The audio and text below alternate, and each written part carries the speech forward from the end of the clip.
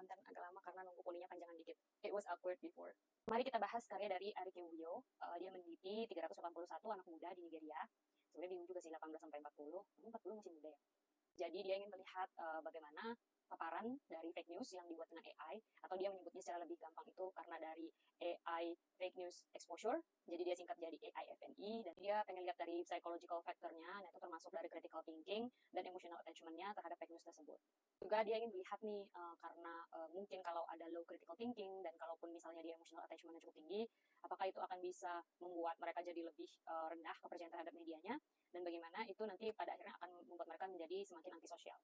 3 hal yang menarik dari penelitian ini tuh emang bagus sih, penelitiannya bikin kita jadi lebih melihat masalah ini sebagai hal yang urgent, karena sebelumnya aja kita tuh masih kesulitan bagaimana ya untuk memisahkan mana berita yang baik dan mana yang fake news gitu.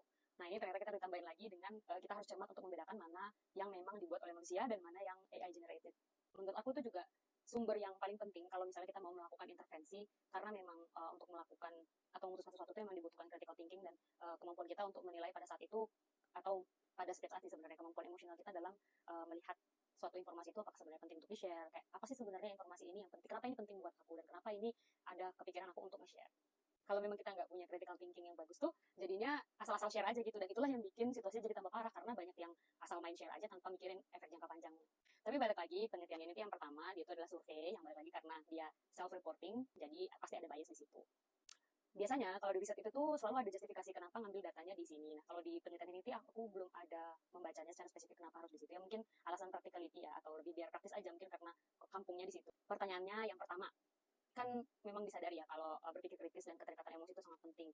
Dan misalnya di Indonesia sendiri aja gitu, walaupun kita sebenarnya udah punya kurikulum merdeka misalnya yang memang men-encourage untuk critical thinking, tapi dari sisi culture dan maksudnya dari sisi pengajarnya sendiri as a teacher itu ada penelitian yang menunjukkan bahwa dari teachernya sendiri itu aja masih belum bisa memaknai critical thinking itu sebagai sebuah fondasi yang penting. Jadi kebanyakan itu masih hanya mengejar resultnya dan kayak hanya memenuhi KPI dari kurikulumnya aja.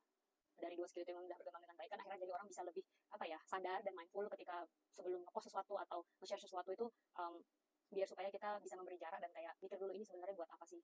Overall aku suka banget sama risetnya karena itu memang root cause dari masalah kita dalam bersosialisasi dan dalam menerima atau lebih toleran dalam perbedaan pendapat ya.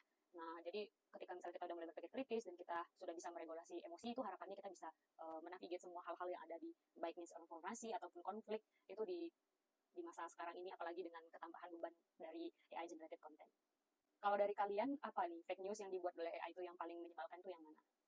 Gitu dulu dari Bajur Bayu. Belajar bareng yuk.